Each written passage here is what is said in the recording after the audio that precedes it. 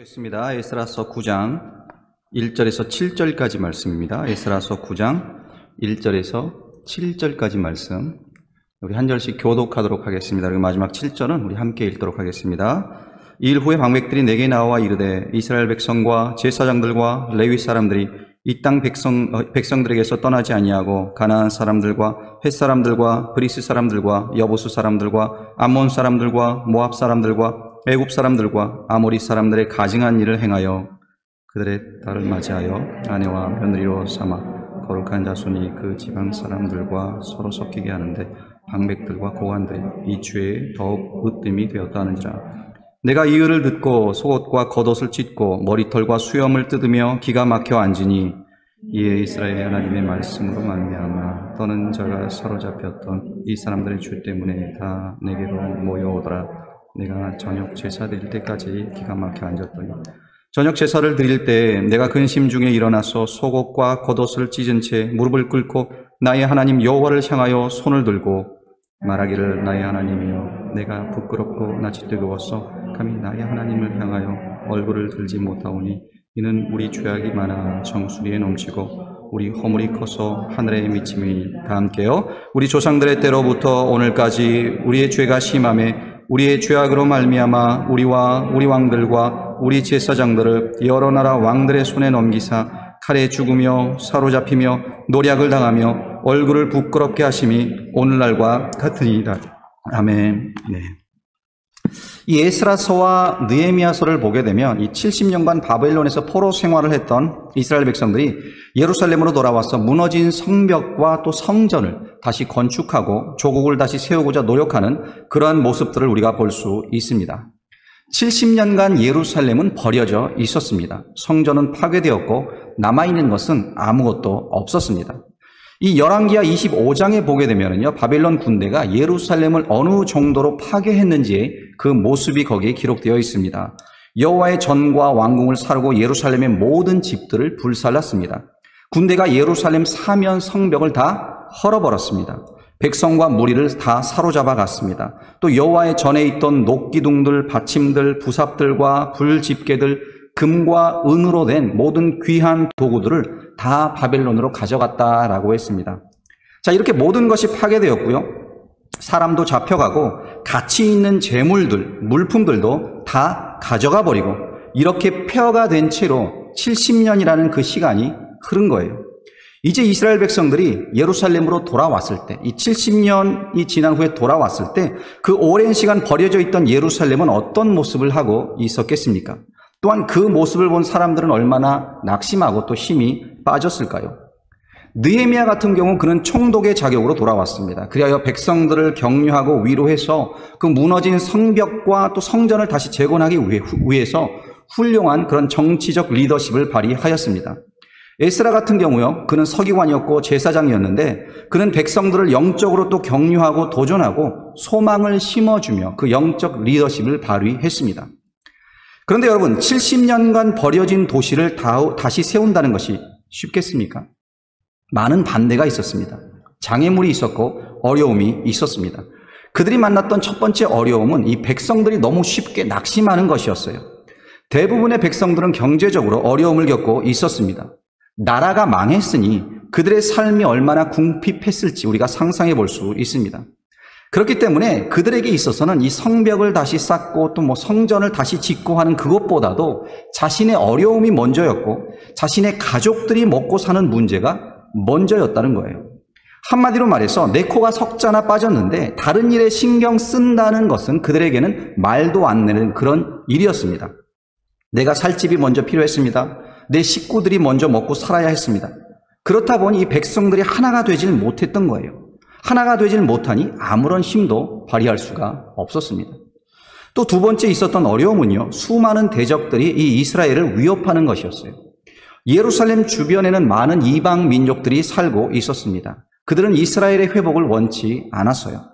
이스라엘이 망한 동안 그 자신들의 영역을 확장해 놓았는데 이스라엘이 회복된다는 것은 그들이 일구어 놓은 그 터전을 다시 내어주어야 한다는 것을 의미했기 때문에 이 이방 민족들은 이스라엘을 방해했고 그들이 회복되는 것을 막았습니다.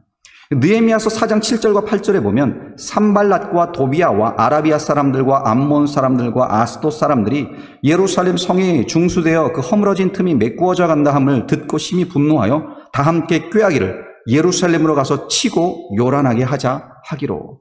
이렇게 이방 사람들의 방해가 있었어요. 그들이 가만히 있지 않았고 끊임없이 위협하고 협박하고 방해를 했습니다. 그런데 그 어떠한 위협과 또 방해보다도요, 이스라엘의 회복의 걸림돌이 되는 가장 큰 문제는 바로 세 번째 문제였는데 그것은 영적인 문제였습니다. 영적인 문제. 백성들이 쉽게 낙심해서 사역에 동참하지 않는 것보다 또 대적들의 그 끈질긴 방해와 위협보다 사실 이 영적인 문제가 이스라엘의 회복을 막고 있었던 겁니다. 그 영적인 문제가 무엇이었습니까? 바로 죄의 문제였어요. 죄의 문제. 이스라엘 안에 그 중심에 자리 잡고 있었던 이 영적인 병, 이 죄로 말미암아 그들은 하나님을 신뢰하지도 않았고 하나님을 찾지도 않았고 하나님에게 소망을 두지도 않았던 겁니다. 오늘 보면 6절과 7절을 보시면요, 이렇게 말씀합니다. 말하기를 나의 하나님이여 내가 부끄럽고 낯이 뜨거워서 감히 나의 하나님을 향하여 얼굴을 들지 못하오니 이는 우리 죄악이 많아 정수리에 넘치고 우리 허물이 커서 하늘에 미침이니이다. 우리 조상들의 때로부터 오늘까지 우리의 죄가 심하매 우리의 죄악으로 말미암아 우리와 우리 왕들과 우리 제사장들을 여러 나라 왕들의 손에 넘기사 칼에 죽으며 사로잡히며 노략을 당하며 얼굴을 부끄럽게 하심이 오늘날과 같으니이다. 에스라가 지금 무슨 고백을 합니까? 부끄럽고 낯이 뜨거워서 하나님께 얼굴을 들지 못하겠다는 겁니다. 우리 죄악이 얼마나 많은지 그 죄악이 정수리에 넘치고 조상 때부터 오늘까지 그 죄가 심해서 너무 많아서 그래서 우리 민족이 고난을 받았고 부끄러움을 받고 있는 것이라고 그렇게 고백하고 있어요. 여기서 우리가 주목해야 할 것은요, 에스라는 지금 자기 자신의 죄 때문에 이렇게 괴로워하며 회개하는 것이 아니라는 겁니다. 부끄럽고 낯이 뜨거워서 하나님께 얼굴을 들지 못할 정도인데 그 이유가 자신의 죄 때문이 아니라 바로 자기 조상의 죄, 이웃의 죄, 또 형제의 죄 때문이라는 거예요. 그런데 에스라는 지금요, 그 이스라엘 공동체의 죄를 자신이 짊어지고 지금 하나님 앞에 나아가 회개하고 있습니다. 남에게 탓을 돌리지 않고요, 조상을 잘못 만나서, 이웃을 잘못 만나서 그래서 내가 고생하는 것이다 라고 불평하고 원망하는 것이 아니라 그 죄의 현실을 지금 인정해요. 인정하면서 하나님 앞으로 나아가고 있습니다. 여러분, 죄가 그 가운데 있는 이상 한 개인도 한 공동체도 하나님께 쓰임받지 못합니다. 하나님의 영광을 나타내지도 못하고 회복되지도 못합니다. 그 인생엔 소망이 없습니다. 소망이 없다면 그 인생은 끝난 겁니다. 이스라엘 백성들은 하나님을 찾지도 않았습니다. 그들의 조상 때부터 오늘까지 죄 가운데 있으면서 그들은 자포자기한 그런 상태에 있었던 거예요. 하지만 자신의 민족이 이러한 상태임에도 불구하고 그 속에서 이스라엘의 회복을 구하며 하나님을 향하여 믿음의 손을 든 한 사람을 오늘 우리는 말씀 속에서 발견할 수 있습니다. 5절 말씀을 보시면요, 저녁 제사를 드릴 때 내가 근심 중에 일어나서 속옷과 겉옷을 찢은 채 무릎을 꿇고 나의 하나님 여호와를 향하여 손을 들고. 우리는 주위에 이렇게 쉽게 세상 앞에서 무릎을 꿇는 사람들을 볼 수가 있죠. 그러나 여러분, 우리는 세상이 아니라 하나님 앞에서 무릎을 꿇어야 합니다. 또한 주변에는요, 쉽게 세상 앞에서 손을 들고 항복하는 사람들을 볼 수 있습니다. 그러나 우리는 하나님을 향하여 손을 들고 하나님께 항복하고 주님의 도움을 구하여야 하는 겁니다. 예루살렘에는요, 그 회복을 방해하는 몇 가지 장애물들이 있었습니다. 백성들이 하나가 되질 못했죠. 주변의 대적들이 끊임없이 그들을 방해했습니다. 그리고 죄에 빠져서 하나님을 찾지 않았던 그 큰 위협이 그들에게 있었습니다. 이런 위협들 앞에, 방해물들 앞에 에스라는 주님 앞에 무릎을 꿇었고 두 손을 하나님을 향하여 들었습니다. 기도했습니다. 회개했습니다. 하나님을 바라보았습니다. 자, 오늘 말씀이 우리에게 무엇을 보여주고 있습니까? 제일 먼저 도움 되시는 하나님을 바라보는 한 영혼의 믿음을 우리에게 보여주고 있습니다. 여러분은 삶 속에서 그 여러분의 힘으로 해결할 수 없는 그런 문제들을 만나실 때 어떻게 하십니까? 자포자기 하십니까? 낙심하십니까? 될 대로 되라 하는 그런 마음을 가지십니까? 아니면 주님 앞에 무릎 꿇고 두 손 들고 기도하며 응답을 구하십니까? 사도행전 3장에 보면은요, 성전에 올라가던 베드로와 요한이 이 태어날 때부터 안진뱅이였던 사람을 치유하는 장면이 나옵니다. 이 태어날 때부터 안진병이었던 이 사람은 성전 미문에 앉아 구걸을 하고 있었다라고 성경은 말씀합니다. 그러니까 성전에 들어가는 사람들에게 구걸을 해서 그것으로 자신의 생계를 이어가고 있었던 거예요. 그러던 중 이 베드로와 요한이 기도하려고 성전에 들어가고 있었습니다. 사도행전 3장 5절에 보면 그가 그들에게서 무엇을 얻을까 하여 바라보거늘 이라고 했어요. 자, 이 안진뱅이가 베드로와 요한을 바라보았습니다. 그가 왜 바라보았습니까? 무엇을 얻을까 하여 바라본 거예요. 무엇을 얻을까 하여 물질적인 도움을 받고자 했던 거죠. 그런데 이 안진뱅이는요, 자기가 원했던 그 물질적인 도움보다 더 근본적인 문제 해결을 베드로에게 받게 됩니다. 3장 6절에서 베드로가 이르되 은과 금은 내게 없거니와 내게 있는 것으로 내게 주노니 나사렛 예수 그리스도의 이름으로 일어나 걸으라 하고. 자, 여기서 중요한 것은요, 우리가 누구를 바라보느냐 하는 거예요. 베드로를 바라보았을 때 베드로를 통하여 예수 그리스도를 이 안진뱅이가 만났습니다. 그리고 그의 문제가 해결을 받았습니다. 우리는 세상에서 엉뚱한 것들을 바라보며 시간을 낭비할 때가 너무나 많습니다. 많은 사람들이 우상을 바라보며 도움을 구합니다. 그러나 성경은 말씀합니다. 이사야서 41장 29절에 보면 보라, 그들은 다 헛되며 그들의 행사는 허무하며 그들이 부어 만든 우상들은 바람이요 공허한 것뿐이니라. 우상은 바람이요 공허한 것입니다. 나무고 돌이고 아무것도 아니라는 겁니다. 그것을 바라보는 것은, 그것에게 도움을 바라는 것은 그 자체가 헛되고 허무한 것이라는 거예요. 복의 근원이 되시는 하나님을 우리가 바라보아야 하는데, 그리고 그 하나님의 뜻대로 살고자 몸부림을 쳐야 하는데, 그리할 때 우리가 상상하지도 못한 그 하나님의 능력을 우리가 체험할 수 있는데, 과연 그렇게 우리가 하나님을 만나기 위해 하나님을 바라보며 몸부림치고 있느냐 하는 겁니다. 미가 선지자는 말합니다. 미가서 7장 7절에서 오직 나는 여호와를 우러러보며 나를 구원하시는 하나님을 바라보나니 나의 하나님이 나에게 귀를 기울이시로다. 나는 하나님을 바라본다. 시편 기자도 고백합니다. 시편 122편에서 내가 산을 향하여 눈을 들리라. 나의 도움이 어디서 올고 나의 도움은 천지를 지으신 여호와에게서로다. 내가 눈을 든다라고 말합니다. 하나님을 바라보기 위해서. 또 이사야 선지자는 예언합니다. 17장 7절에서 그날의 사람이 자기를 지으신 이를 바라보겠으며 그의 눈이 이스라엘의 거룩하신 이를 뵙겠고. 하나님을 바라볼 수 있는 그런 믿음. 요나도 고백을 합니다. 요나서 2장 4절에서 내가 말하기를 내가 주의 목전에서 쫓겨났을지라도 다시 주의 성전을 바라보겠나이다 하였나이다. 주의 성전을 다시 바라보겠다. 이 여러 구절들이 가지고 있는 공통점이 무엇인지 아십니까? 바로 하나님을 바라보겠다는 그 신앙 고백이 담겨져 있다는 거예요. 어떤 상황에 처할지라도, 평탄할 때, 고난 중에 있을 때, 주의 도움이 필요할 때 내가 하나님을 바라볼 것이다. 하나님께서 나에게 귀를 기울이시고 나의 도움이 되시고 나의 구원이 되신다라는 그 신앙 고백을 이들이 하고 있습니다.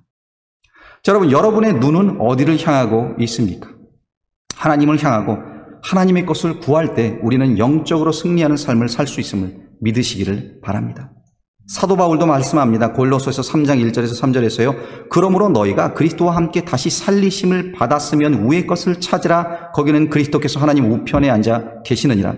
위의 것을 생각하고 땅의 것을 생각하지 말라. 이는 너희가 죽었고 너희 생명이 그리스도와 함께 하나님 안에 감추어져 있음이라. 너희가 예수를 믿었다면, 그리스도와 함께 다시 살리심을 받았다면 위의 것을 찾으라고, 위를 바라보라고, 하나님을 구하라고 지금 권면하고 있는 겁니다. 두 번째로 우리는 오늘 말씀에서요, 이 하나님의 도움을 확신하며 기도하는 이 에스라의 기도를 들을 수 있습니다. 하나님 앞에 무릎 꿇고 하나님을 향하여 두 손을 들은 것은요, 하나님의 도움을 확신하는 그 믿음이 그 마음에 있었기 때문에 그런 거예요. 주님을 바라보고 주님을 기다리며 지금 주님을 향하여 기도하고 있습니다. 또한 이렇게 기도하는 자가 믿음이 있는 사람입니다. 역대하 20장 12절에 보면은요, 여호사밧 왕이 이런 기도를 했어요. 우리 하나님이여, 그들을 징벌하지 아니하시나이까? 우리를 치러 오는 이 큰 무리를 우리가 대적할 능력이 없고 어떻게 할 줄도 알지 못하옵고 오직 주만 바라보나이다 하고. 자, 지금 모압 자손과 또 암몬 자손이 연합을 해서 유다를 치러 오고 있습니다. 이 두 민족이 연합을 했을 때, 연합을 해서 군대를 일으켰을 때 그 연합군이 얼마나 컸던지요, 그 수가 얼마나 많았던지 여호사밧 왕은 두려움에 사로잡혀 어찌할 줄을 몰랐어요. 지금 나라가 위태할 정도로 큰 위기를 그가 만나게 된 것입니다. 그러한 문제를 두고 지금 여호사밧 왕이 무엇을 합니까? 하나님을 찾습니다. 그리고 그는 기도합니다. 우리를 치러오는 이 큰 무리를 우리가 대적할 능력이 없고 어떻게 할 줄도 알지 못하옵고 오직 주만 바라보나이다. 이렇게 어떻게 할 수 없는 상황, 여러분도 겪지 않으십니까? 우리도 아무런 능력도 없이 도무지 어떻게 해야 할지 몰라 이렇게 낙심할 때가 있다는 거예요. 그때 오직 주만 바라보시기 바랍니다. 그리고 기도하시기 바랍니다. 여호사밧이요, 오직 주만 바라보며 기도했을 때 어떤 결과가 이루어졌는지 아십니까? 역대하 20장 15절에 보니까 야시알이 이르되 온 유다와 예루살렘 주민과 여호사밧 왕이여 들을지어다. 여호와께서 너희에게 말씀하시기를 너희는 이 큰 무리로 말미암아 두려워하거나 놀라지 말라. 이 전쟁은 너희에게 속한 것이 아니요 하나님께 속한 것이니라. 또 17절에서는 이 전쟁에는 너희가 싸울 것이 없나니 대열을 이루고 서서 너희와 함께한 여호와가 구원하는 것을 보라. 유다와 예루살렘아 너희는 두려워하지 말며 놀라지 말고 내일 저희를 맞서 나가라. 여호와가 너희와 함께하리라 하셨느니라 하매. 자, 이 말씀을 받고요, 다음날 아침 이 여호사밧 왕은 노래하는 자들을 택해서 이 군대 앞에서 찬양을 하게 합니다.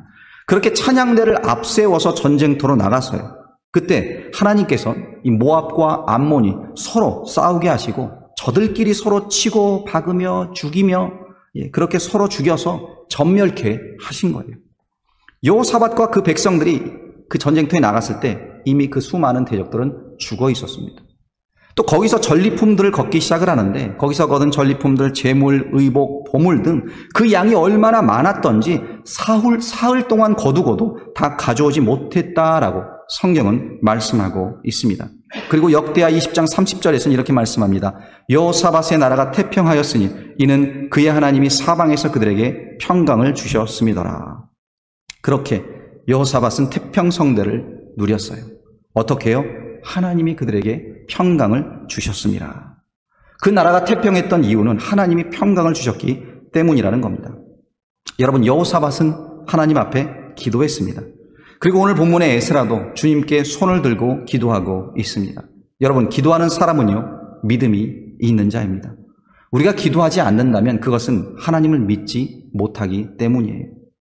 전쟁이 우리에게 속한 것이 아니요 하나님께 속한 것임을 믿는 자는 기도합니다. 하나님을 찾습니다. 주님이 우리와 함께 하심을 믿는 자는 기도합니다. 하나님의 얼굴을 구합니다. 주님이 우리의 구세주가 되시며 평강을 주시는 이심을 믿는 자는 기도할 수밖에 없다는 거예요. 여러분, 군사력으로 본다면요, 여호사밧은 이 모압과 암몬의 연합군을 이길 수가 없었습니다. 불가능합니다. 그런데도 불구하고 승리를 얻었고 그 승리는 나라의 태평성사로 이어졌어요. 어떻게 이것이 가능했습니까? 아무것도 할 수 없는 그 순간에도 주님을 바라보며 주님을 의지하는 믿음이 여호사밧에게 있었기 때문이에요. 본문의 에스라도 이 동일한 믿음이 있었습니다. 나라가 처한 어려움, 민족이 겪고 있는 이 절망 속에서 그는 오직 하나님만이, 오직 주님만이 그들을 구원하며 다시 회복시킬 수 있는 분이라는 것을 믿고 있는 겁니다. 그래서 그는 기도합니다. 이러한 믿음을 소유한 우리 베델교회 성도님들 되시기를 바랍니다. 세 번째로 우리는요, 에스라가 내린 이 믿음의 결단을 볼 수 있습니다. 우리는 살아가면서 끊임없는 결정과 또 결단을 내리며 살아가고 있습니다. 만약에 눈이 먼 장님이라면요, 어떤 물건을 살 때 어떻게 할까요? 손으로 만져보고 어떤 물건을 구입할지 결정할 것입니다. 그리고 두 눈이 멀쩡한 사람이라면 눈으로 보고 내 눈에 마음에 드는 것을 고르고 살 것입니다. 그것이 일반적으로 우리가 내리는 그런 결단이에요. 그러나 성경을 보면 우리가 눈으로 보고 우리 눈에 보이는 그것을 따라 내린 결정이 얼마나 잘못된 것인지를, 얼마나 정확하지 못한 것인지를 알려주는 내용이 나옵니다. 창세기 13장 10절부터 보면은요, 아브라함의 조카 롯이 이 땅을 선택하는 장면이 나오는데 롯은 자기가 볼 때 좋다고 여겼던 것을 선택합니다. 자기 눈에 보기에 기름진 것 같았고 자기 눈으로 보기에 물도 풍족한 것 같았고 자신의 눈에 좋게 보여 그 땅을 선택합니다. 그런데 그가 선택한 땅이 어디입니까? 소돔과 고모라였습니다. 하나님께서 아브라함에게 복을 주실 때요, 이 롯의 소유도 같이 함께 늘어났어요. 그의 가축도 함께 늘어나고 아브라함과 함께 더불어 복을 받았을 때 그때 어떤 문제가 생기냐면 이 아브라함의 목자들과 롯의 목자들이 서로 다투는 일이 자주 생겼습니다. 그때 아브라함이 조카 롯에게 말합니다. 창세기 13장 8절에 보면 아브라함이 롯에게 이르되 우리는 한 친족이라 나나 너나 내 목자나 서로 다투게 하지 말자. 내 앞에 온 땅에 있지 아니하냐 나를 떠나거라. 네가 자하면 나는 우하고 네가 우하면 나는 좌하리라. 이 조카 롯에게 먼저 땅을 선택하라고 양보합니다. 또 창세기 13장 10절에 보니까 이에 롯이 눈을 들어 요단 지역을 바라본즉 소알까지 온 땅에 물이 넉넉하니 여호와께서 소돔과 고모라를 멸하시기 전이었으므로 여호와의 동산 같고 애굽 땅과 같았더라. 롯의 눈에는요, 이 여호와의 동산같이 보였어요. 소돔과 고모라를 하나님이 멸하시기 전이었다라고 지금 말씀하고 있습니다. 그러니까 하나님께서는 이 소돔과 고모라를 멸할 작정을 이미 하셨어요. 여러분들도 잘 알다시피 그것은 죄악으로 가득 찼습니다. 10명의 의인이 없어서 하나님께서 멸한 그런 땅이었습니다. 그런데 롯은 그의 눈에 보이는 대로 결정을 내렸다가 이렇듯 잘못된 땅으로 들어가게 된 겁니다. 우리가 어떠한 결단을 내리느냐에 따라 우리 삶 속에서 그 결과가 때로는 행복으로 때로는 불행으로 돌아오는 것을 우리는 잘 알고 있습니다. 우리가 어떠한 결단을 내리느냐에 따라 때로는 성공하고 때로는 실패하기도 합니다. 여러분, 에스라가 하나님 앞에 무릎 꿇고 손을 하나님께로 향하여 들었다는 것은 그것은 바로 하나님을 주인으로 자신의 왕으로 믿고 신뢰함을 고백하고 있는 거예요. 일이 잘 풀릴 때나 풀리지 않을 때 이렇듯 어려움 속에서도 주님만을 따르겠다는 그 믿음의 결단을 그 마음 가운데 내린 겁니다. 에스라는 자기 민족, 자기 백성들의 영적 회복을 소망했습니다. 그 회복을 위해 많은 노력을 했습니다. 그런데 그 가운데 많은 장애물들 또 방해물들을 만나게 되었습니다. 그래도 에스라는 포기하지 않습니다. 낙심하지 않습니다. 하나님 앞에 결단을 내리고 두 손을 들고 기도합니다. 그렇습니다, 여러분. 주님께 기도하며 주님을 찾는 자, 주님을 향하여 두 손을 드는 자가 자신의 모든 소망을 하나님께 두는 자입니다. 자, 이렇게 에스라가 기도했을 때 하나님께서 응답하시기를 시작을 해요. 그래서 10장부터 우리가 보게 되면은요, 그 백성들이 함께 나옵니다. 나와서 울며 기도하며 함께 회개하기를 시작합니다. 하나님께로 돌아가겠다는 그 결단을 백성들이 내립니다. 하나님의 말씀에 순종하겠다고 백성들이 응답을 하기 시작을 해요. 그들의 마음이 전에는 나뉘어져 있었는데 나뉘었던 그 마음들이 하나가 되기 시작을 하고 하나님께서 그 마음을 바꾸어 주셔서 저들을 이끌어 주셔서 저들이 하나님 앞에서 회개하게 하신 거예요. 그 역사를 하나님께서 하셨습니다. 에스라의 기도에 응답하신 겁니다. 여러분, 우리가 하나님 앞에 무릎 꿇을 때요, 이렇게 하나님을 향하여 두 손을 들 때 하나님께서 역사하세요. 사람의 마음도 바꾸어 주십니다. 에스라는 자신이 스스로 백성들을 말로 설득하고자 시도해 볼 수도 있었을 거예요. 여러 가지 다른 방법을 써서 이 백성들의 마음을 하나로 만들고자 노력해 볼 수도 있었을 겁니다. 그러나 그는 그런 방법을 택하지 않았습니다. 그는 무릎을 꿇었습니다. 기도했습니다. 하나님만 바라보았습니다. 그러자 일을 하나님께서 하셨습니다. 하나님께서 백성들의 마음을 돌려놓으셨고 회개케 하셨고 에스라에게 우리가 돕겠습니다. 우리랑 같이 일어납시다. 함께 합시다. 라는 그런 고백과 반응들이 백성들에게서 나오게 하셨다라는 겁니다. 여러분 기억하십시오. 역사는 하나님이 하십니다. 우리가 할 것은 하나님을 향하여 손을 들고 나아가는 겁니다. 그리할 때 우리 교회가 회복될 것이며 우리 삶이 회복될 것이며 또 우리 가정이 회복될 것입니다. 주님 앞에 겸손히 기도하는 우리 모든 성도님들이 되시기를 바랍니다. 이 시간에